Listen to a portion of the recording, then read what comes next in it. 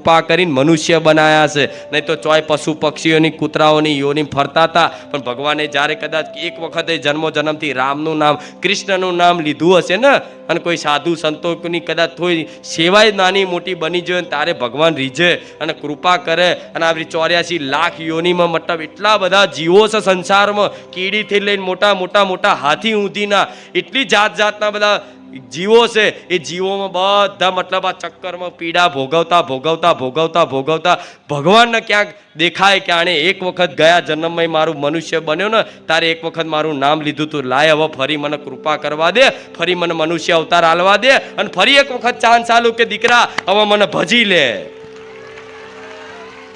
હવે ભજી લે, તારા આ દુઃખની પીડાઓમાંથી મુક્ત થવું હોય તો કાયમ માટે. અને તમારી અંદરની એક ચાહ છે કે કાયમ માટે સુખી થવાની ચાહ, કાયમ માટે સુખી થવાની ચાહ એક દરેકની અંદર છે. કાયમ માટે સુખી થઈ જવું, બસ એ સુખની ચાહ છે ને તમારી બધાની અંદરની એક ચાહ કે મોટો બની જવું. શું કોઈ વ્યક્તિ હશે તો એને શું હશે કે હું આનાથી મોટો બનું, એ વ્યક્તિ શું કે હું આનાથી મોટો બનું, હું આનાથી મોટો બનું, આનાથી મોટો બનું. બધાને મોટા બનવાની કંઈક ની કંઈક ચાહ હશે. કુટુંબમાં કદાચ હગા 3 ભાઈઓ હશે તો 3 ભાઈઓમાં ત્યાં મગજમાં હશે કે હું આનાથી મોટો થઈ જાઉં, આનાથી મોટો બનું, મારું આના કરતાં વધારે પ્રોપર્ટી લઈ લઉં, ખરીદી લઉં, આ કરું. મતલબ મોટા બનવાનું, સમાજમાં મોટા બનવાનું, કુટુંબમાં મોટા બનવાનું, ઘરમાં મોટા બનવાનું. બધાની અંદર એક ચાહ છે, હશે દીકરીઓની હશે ને દીકરાઓની હશે.